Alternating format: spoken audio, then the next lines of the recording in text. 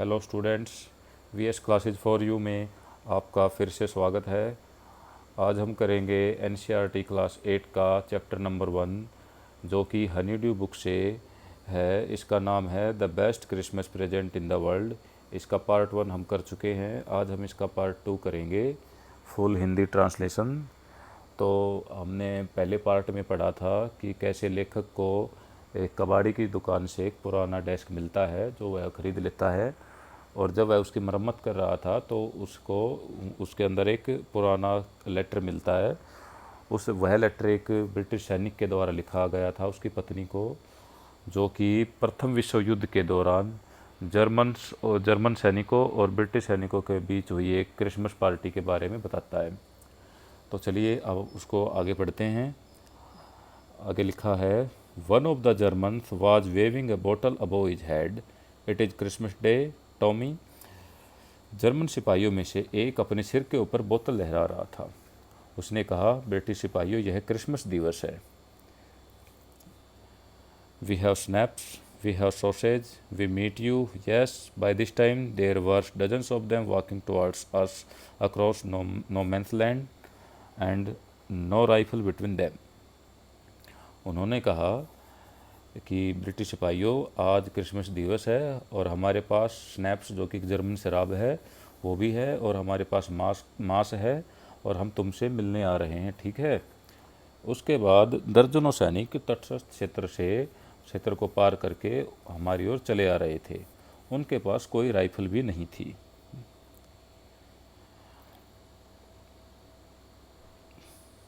आगे है, little Private Morris was the first up. Little Private Morris सबसे पहले खड़ा हुआ। Come on boys, what are we waiting for? And then there was no stopping them. I was the officer, I should have stopped them there and then, I suppose, but the truth is that it never even occurred to me I should. Little Private Morris सबसे पहले वहाँ पर खड़ा हुआ। उसने कहा, लड़कों आओ, हम किस बात की प्रतीक्षा कर रहे हैं? इसके बाद उन्हें कोई रोकने वाला नहीं था। मैं अधिकारी था और मैं समझता हूँ कि मुझे उनको वहाँ और उसी समय रोक देना चाहिए था, परंतु सच्चाई है कि मुझे कभी लगा ही नहीं कि मुझे उनको रोकना चाहिए।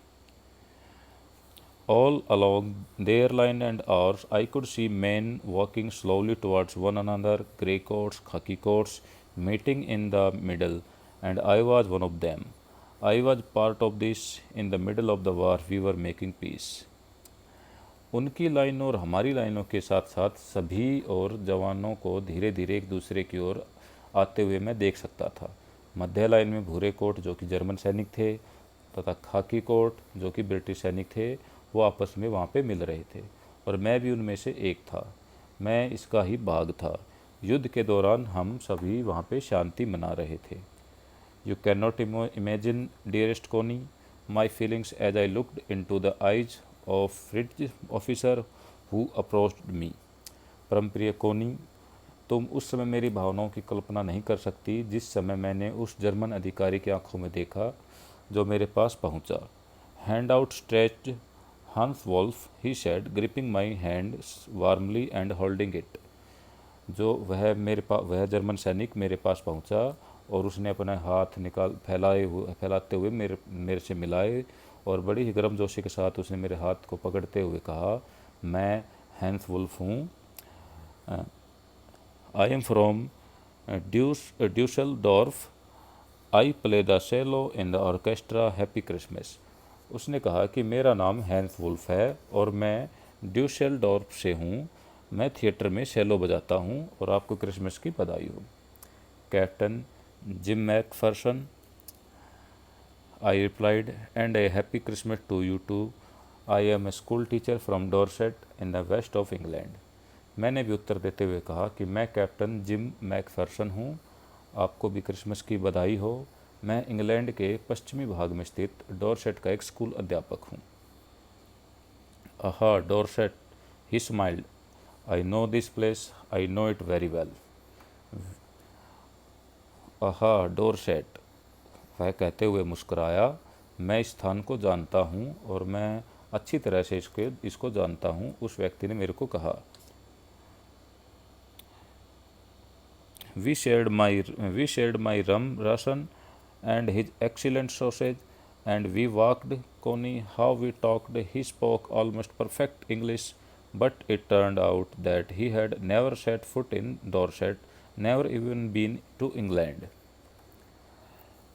मेरे पास राशन की जो रम थी और उसके पास राशन का जो मसालेदार मांस था, हमने उनको उनका मिलकर आनंद लिया। और कोनी, हमने बातचीत की जैसे आमतौर पर हम आपस में करते हैं। वह लगभग शुद्ध अंग्रेजी बोल रहा था, परंतु मुझे बाद में चला कि वह कभी डोरसेट नहीं आया था और वह उसने ना ही कभी इंग्लैंड में कदम रखा था। He had learned all he knew of England from school. England के बारे में वह जो कुछ जानता था वह उसने स्कूल में और and from reading books in English, उसने वह सब स्कूल से और इंग्लिश की किताबों से पढ़ा था। His favourite writer was Thomas Hardy, his favourite book far from the Madding crowd. उसका मनपसंद लेखक था थॉमस हार्डी और उसकी मनपसंद पुस्तक थी Far from the Madding Crowd. So out there in no man's land we talked of Bathsheba, Gabriel Oak, sergeant Troy, Dorset. इस प्रकार वहाँ तटस्थ भूमि पर हमने बैटशेबा, गैब्रियल ऑक और सार्जेंट ट्रॉय और डॉरसेट के विषय में बातचीत की। He had a wife and a son, उसकी एक पत्नी और एक पुत्र था। बोर्न जस्ट 6 months अगो, जो कि 6 महीने पहले ही पैदा हुआ था। As I looked about me there were huddles of khaki grey everywhere all over no man's land. जब मैं उसे अपने बारे में बता रहा था तो मैंने अपने चारों तरफ देखा कि तटस्थ भूमि पर सभी जगह खाकी और भूरे रंग की वर्दी पहने हुए लोगों की भीड़ थी। Smoking, laughing, talking, drinking, eating, जो कि धूम्रपान कर रहे थे, हंस रहे थे, बातचीत कर रहे थे, शराब पी रहे थे और खाना खा रहे थे। Hans Wolf and I shared what was left of our wonderful Christmas cake. Connie, तुम्हारे भेजे हुए शानदार स्वादिष्ट क्रिसमस केक के बचे हुए भाग को हंस वोल्फ और मैंने मिलकर खाया। He thought the marzipan was the best he had ever tasted. उसका विचार था कि मर्जीपन उसके द्वारा अब तक खाए गए सभी पदार्थों में से सर्वश्रेष्ठ था। I agreed, we agreed about everything and he was my enemy. There never was a Christmas party like it Connie. मैं उससे सहमत था, हम हर बात से सहमत थे, हालांकि वह मेरा शत्रु था कोनी। परंतु इस प्रकार की क्रिसमस पार्टी पहले कभी नहीं हुई थी। मर्जीपन यह एक प्रकार का एक मीठा खाद्य पदार्थ होता है जो कि केक के ऊपर लगाया जाता है, जो कि चीनी, अंडों और बादाम के द्वारा बनाया जाता है। Then someone, I don't know who, brought out a football. तभी कोई व्यक्ति, मैं नहीं जानता कौन, एक फुटबॉल निकाल लाया। Greatcoats were dumped in piles to make goal posts. लंबे कोट गोल पोस्ट बनाने के लिए ढेरों में इकट्ठे कर दिए गए थे। And the next thing we know it was a Tommy against Fritz out in the middle of no man's land. इसके पश्चात होने वाली घटना जो हमें मालूम है वह है कि तटस्थ भूमि पर ब्रिटिश सिपाही और जर्मन सिपाहियों का मैच था। Hans Wolf and I looked on and cheered, clapping our hands and stamping our feet to keep out the cold as much as anything. उसके बाद हंस वुल्फ और मैं उस मैच को देख रहे थे और उनको प्रोत्साहित करने के लिए तथा सर्दी भगाने के लिए अपने हाथों से तालियां बजा रहे थे तथा अपने पैरों को ज़मीन पर पटक रहे थे। There was a moment when I noticed our breaths mingling in the air between us. He saw it too and smiled. Jim McPherson, he said after a while. तभी एक ऐसा क्षण भी आया जब मैंने देखा कि हमारी सांसें हमारे बीच की वायु में परस्पर मिल रही हैं। उसने भी इसको देखा और मुस्करा दिया। कुछ समय पश्चात उसने कहा, gym Macpherson, I think this is how we should resolve this war, a football match. No one dies in the football match. No children are orphaned. No wives become widows. तब उसने कहा कि जिम मैकफर्सन, मेरे विचार से यही सही तरीका है जिससे हमें युद्ध का हल करना चाहिए। एक फुटबॉल मैच में कोई नहीं मरता, बच्चे अनाथ नहीं होते और पत्नियां विधवाएं नहीं होती। विडोज का मतलब होता है विधवाएं और ऑर्फन का मतलब होता है अनाथ। तो बच्चों, जहाँ पर क्या हुआ कि जो जर्मन सैनिक थे और जो ब्रिटिश सैनिक थे वो आपस में फुटबॉल मैच वहाँ पे खेलने लगे युद्ध भूमि में। तो चलिए आगे देखते हैं। आई वुड प्रीफर क्रिकेट, मैं क्रिकेट पसंद करूँगा, मैंने उसको कहा। जिम मैकफर्सन ने जर्मन अधिकारी को कहा। Then we Tommies could be sure of winning probably, we laughed at that. तो मैंने कहा कि मैं क्रिकेट को अधिक प्राथमिकता दूंगा क्योंकि तब हम ब्रिटिश निश्चित रूप से जीत सकते हैं। इस बात पर हम हंस पड़े। And together we watched the game. Sad to say, Connie Fritz won 2 goals to 1. But as Hans Wolf generously said, our goal was wider than theirs, so it wasn't quite fair.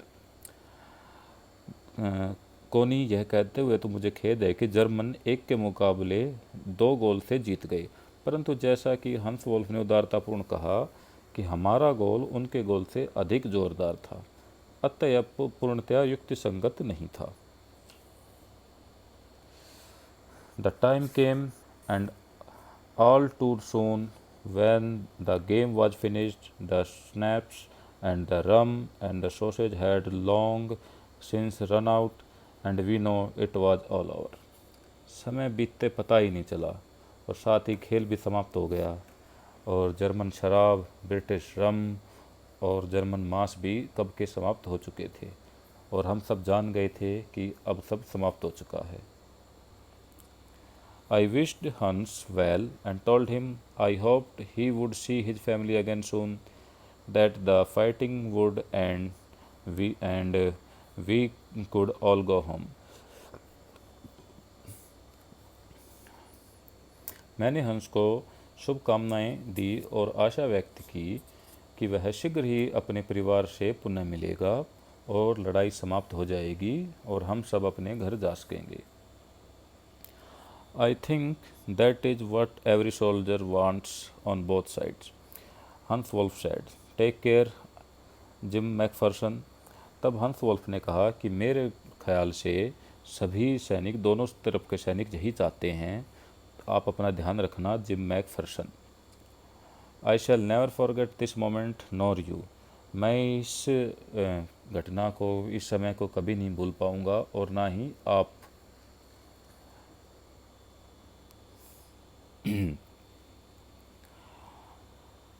He saluted and walked away from me slowly. Unwillingly, I felt he turned to wave just once and then became one of the hundreds of grey-coated men drifting back towards their trenches.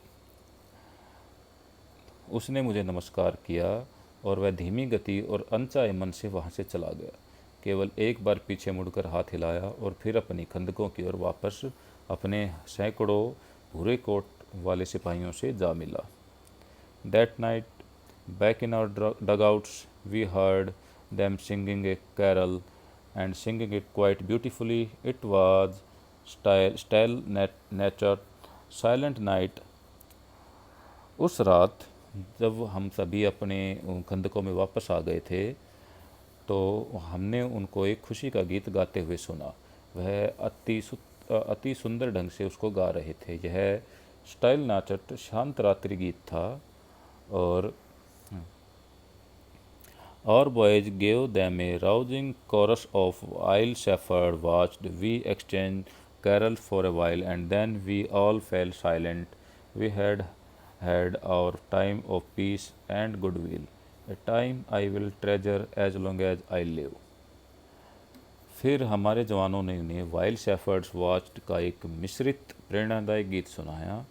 हमने कुछ समय तक आनंद के गीतों का आदान प्रदान किया, फिर हम शांत हो गए। हमने शांति और सद्भावना का समय बिताया। यह ऐसा समय था जिसे मैं आजीवन संभाल कर रखूँगा। तो बच्चों, वो है जो जर्मन सैनिक और ब्रिटिश सैनिकों के मध्य जो मैच हुआ, मैच में जर्मन सैनिक जीत गए।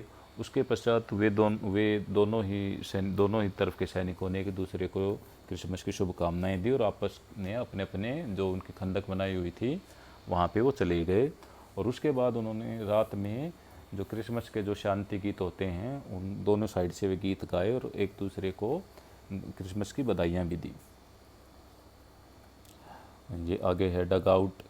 इसका मीनिंग है, डग आउट का यहाँ पे मीनिंग है, ये लिखा है a shelter for soldiers made by digging a hole in the ground and covering it. जो ये सैनिक अपने लिए वहाँ पे भूमि में खोदते हैं ज़मीन पे, उसको हम बोलते भी हैं भूमिगत शरण स्थल। जो वहाँ पे वे नीचे रहते हैं, उनको खोद के ज़मीन के नीचे अपने लिए एक स्थान बना लेते हैं सैनिक, उसको बोलते हैं। Dearest Connie, by Christmas time next year this war will be nothing but a distant and terrible memory. I know from all that happened today how much both armies long for peace. We shall be together again soon. I am sure of it. Your loving Jim.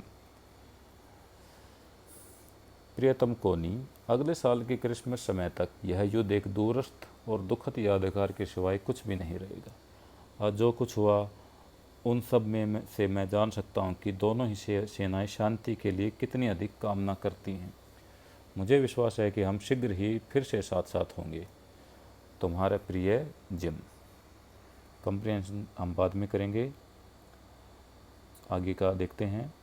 I folded the letter again, slipped it carefully back into its envelope. I kept awake all night. मैंने पत्र को पुनः तय किया और उसको ध्यानपूर्वक लिफाफे में डाल दिया। मैं सारी रात जागता भी रहा। I kept awake all night. By morning I knew what I had to do. सुबह होने तक मैं यह जान गया था कि मुझे क्या करना है। I drove in to Bridport just a few miles away. I asked a boy walking his dog where Copper Beeches was. मैं ब्रिडपोर्ट तक गाड़ी लेके गया और मैंने अपने कुत्ते के साथ घूम रहे एक लड़के से पूछा कि कॉपर बीचेज कहाँ हैं। House number 12 turned out to be nothing but a burned out shell, the roof gaping and the windows boarded up. मकान नंबर 12 एक जले हुए खोल के अतिरिक्त और कुछ नहीं निकला। छत खुली हुई थी, खिड़कियां बोर्डों से बंद थी। I knocked at the house next door and asked if anyone knew the whereabouts of a Mrs. Macpherson. मैं पास के एक घर पे गया और उनका दरवाज़ा खटखटाया। मैंने वहाँ पे पूछा, क्या कोई श्रीमती मैकफर्सन के विषय में जानता है? Oh yes, said the old man, is in slippers. I knew her well. A lovely old lady.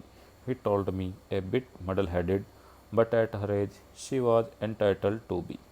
Wasn't she? तो तभी स्लीपर पहने एक बूढ़े आदमी ने कहा, हाँ मैं उसे अच्छी तरह जानता हूँ। उसने मुझे बताया कि वह एक प्यारी बुढ़िया है। थोड़ी जड़बुद्धि या थोड़ी सी मतलब उसको हम बोल सकते हैं कि वो थोड़ी गुस्सैल थी, परंतु इस आयु में वह इसके पात्र भी थी। क्या वह नहीं थी? उसने मुझसे पूछा। A 101-year-old one, she had been in the house when it caught fire. उसने मुझे बताया कि वह 101 साल की वृद्धा है जो कि वह घर में थी जब इस घर में आग लगी। वास्तव में no one really know how the fire had started, but it could well have been candles. कोई नहीं जानता वास्तव में कि आग कैसे लगी, लेकिन यह अवश्य ही मोमबत्ती के कारण आग लगी होगी। यह आग मोमबत्ती के कारण लगी होगी। She used candles rather than electricity because she always thought electricity was too expensive. वह हमेशा ही बिजली के अलावा मोमबत्तियों का इस्तेमाल करती थी, क्योंकि वह सोचती थी कि बिजली ज़्यादा महंगी है। The fireman had got her out just in time. She was in a nursing home now, he told me. Burlington House on the Dorchester road on the other side of town. उसने मुझे बताया कि fireman ने ठीक समय पर उसको बाहर निकाल लिया था और वह इस समय नगर के दूसरी ओर डॉर्चेस्टर सड़क पर स्थित बर्लिंगटन हाउस नामक नर्सिंग होम में है। बर्नड आउट का मतलब है कि वह बिल्कुल ही जलाया हुआ है, जली हुई अवस्था में। बोर्डेड अप मतलब जो कि यहाँ पे उसका मतलब है कि मतलब कवर्ड विद वुडन बोर्ड्स, जो कि लकड़ियों के उससे गत्तों से कवर किया हुआ है या ढका हुआ है। मडल हेडेड मतलब जो कंफ्यूज रहने वाली, थोड़ी सी मतलब पागल सी बोल देते हैं उसको, वैसी, उसको हम जड़ बुद्धि भी बोलते हैं। I found Burlington House nursing home is easily enough. मैं बर्लिंगटन हाउस नर्सिंग होम तक बड़ी ही आसानी तक पहुंच गया। There were paper chains up in the hallway and a lighted Christmas tree stood in the corner with a lopsided angel on top. वहाँ hall के मार्ग में ऊपर कागज की लड़ियाँ थी और एक कोने में एक प्रकाशमान क्रिसमस वृक्ष खड़ा था, जिसकी चोटी पर तिरछा लटका हुआ एक देवदूत था। I said I was a friend came to visit Mrs. Macpherson to bring her a Christmas present. मैंने वहाँ पर कहा कि मैं श्रीमती मैकफरसन का मित्र हूँ और उनसे मिलने आया हूँ और उनके लिए क्रिसमस का उपहार लेकर आया हूँ। I could see through into the dining room where everyone was wearing a paper hat and singing. मैंने देखा कि भोजन कक्ष में हर व्यक्ति कागज की टोपी पहने तथा गीत गा रहा था। The matron had a hat on too and seemed happy enough to see me. Matron भी हैट पहने हुए थी और वह मुझे मिलकर काफ़ी खुश नज़र आ रही थी। She even offered me a mince pie. She walked me along the corridor. उसने मुझे मांस की एक कचौड़ी भी प्रस्तुत की और वह मुझे गलियारे के साथ साथ ले गई। यहाँ पे ये इसका मीनिंग है lit up became bright with happiness excitement. वह मुझे देखकर मतलब खुश हो गई, खुशी के मारे उसके चेहरे पर चमक आना। So first with glow of happiness spread all over her face. यहाँ पे इसका मतलब है कि चेहरे पर खुशी की चमक आना, जो किसी भी व्यक्ति के चेहरे पर एकदम से खुशी की लहर दौड़ जाना। Mrs McPherson is not in with the others, she told मी।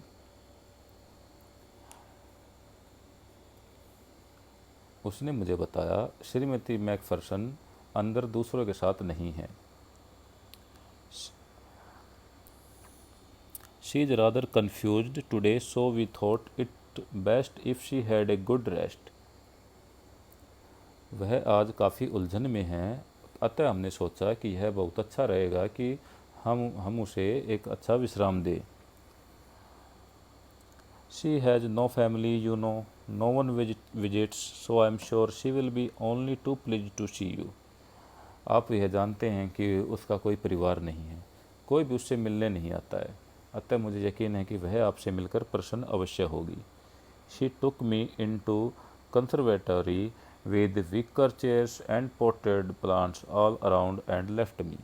वह मुझे एक सुरक्षित भंडार में ले गई जिसमें चारों ओर सींक की बनी कुर्सियाँ और गमलों में पौधे लगे थे और वह मुझे वहाँ पर छोड़ गई।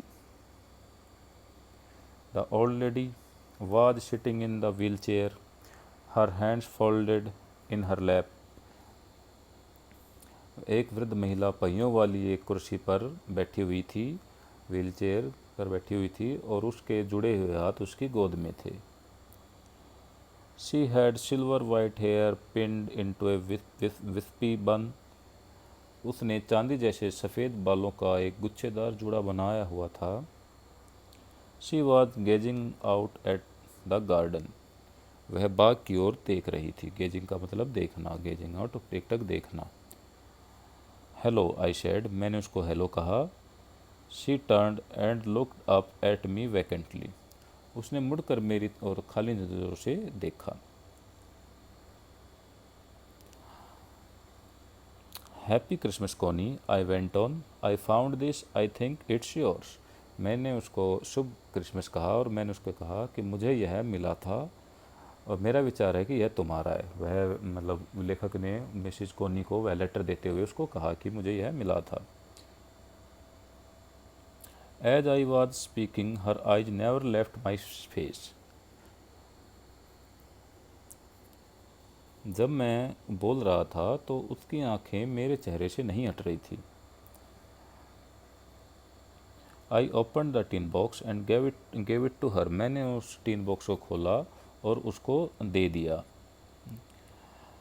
That was the moment her eyes lit up with recognition and her face became suffused with a sudden glow of happiness. उसी क्षण उसकी आंखें पहचान के कारण चमक उठी और उसका चेहरा अचानक खुशी से खिल उठा। I explained about the desk, about how I found it, but I don't think she was listening. For a while she said nothing, but stroked the letter tenderly with her fingertips. मैंने उसको बताया कि मुझे desk कहाँ मिला और मुझे letter कैसे मिला, परंतु मेरे ख्याल से वह मुझे नहीं सुन रही थी। कुछ समय तक उसने मुझे कुछ नहीं कहा। वह केवल कोमलतापूर्वक अपनी उंगलियों के सिरे से पत्थर को सहलाती रही। Suddenly she reached out and took my hand. अचानक उसने हाथ बढ़ाकर मेरा हाथ पकड़ लिया। Her eyes were filled with tears. उसकी आंखों में आंसू आ गए। You told me you would come home by Christmas dearest, she said, and here you are, the best Christmas present in the world. Come closer Jim dear, sit down. उसने कहा, प्रियतम, तुमने मुझे कहा था कि तुम क्रिसमस तक घर आ जाओगे और तुम आ गए हो। संसार के सर्वश्रेष्ठ क्रिसमस उपहार के रूप में प्रिय जिम, और पास आओ और मेरे पास बैठ जाओ। I sat down beside her and she kissed my cheek. मैं उसके पास बैठ गया और उसने मेरे गाल चूम लिए। I read your letter so often Jim, every day. Jim, मैं प्रतिदिन कितनी बार तुम्हारे पत्र को पढ़ती थी। I wanted to hear your voice in my head, it always made me feel you were with me. मैं अपने दिमाग में तुम्हारी आवाज़ सुनना चाहती थी और मुझे सदा ऐसा लगता था कि तुम मेरे साथ हो। एंड नाउ यू आर, और अब तुम मेरे साथ ही हो। Now you are back, you can read it to me yourself. अब तुम वापस आ गए हो तो यह पत्र स्वयं तुम मुझको पढ़कर सुनाओ। I just want to hear your voice again. I would love that so much. And then perhaps we will have some tea. तुम स्वयं मुझे ये पत्र पढ़कर सुनाओ। क्या तुम मेरे लिए यह काम करोगे प्रिय जिम? मैं फिर से तुम्हारी आवाज़ सुनना चाहती हूँ। मुझे यह बहुत ही प्रिय लगेगा और तब शायद हम कुछ चाय लेंगे। I have made you a nice Christmas cake, marzipan all around. I know how much you love marzipan. मैंने तुम्हारे लिए बढ़िया क्रिसमस केक बनाया है जिसके चारों ओर मार्जिपन लगा हुआ है। मैं जानती हूँ तुम्हें मार्जिपन कितना अधिक पसंद है। माइकल मारपोर्गो नामक लेखक ने यह कहानी लिखी थी और इसके साथ यह कहानी ख़त्म होती है। तो इसका कंप्लीट हो गया है यह लेसन, और आशा करता हूँ कि आपको ये समझ भी आया होगा। तो अब आगे आप इसको अच्छे से पढ़ें, उसको वीडियो को देखें, और इसमें अगर कोई मिस्टेक हुई है छोटी मोटी तो उसको आप मेरे से पूछ भी सकते हैं, और कोई आपका कोई डाउट है तो वो भी आप कमेंट्स में नीचे लिख के मेरे से क्लियर कर सकते हैं। और मैं आशा करता हूँ कि आप ये हमारा जो कंटेंट जो आ रहा है आप उसको रेगुलर देख भी रहे होंगे। तो और साथ साथ आप इस हमारे चैनल को लाइक, शेयर और सब्सक्राइब ज़रूर करें, और हम अपनी क्वालिटी को और भी इम्प्रूव करेंगे और धीरे धीरे हम आपके पास कुछ और अच्छा स्टफ भी देने की कोशिश करेंगे। तो हमारे साथ जुड़े रहिए। Thank you.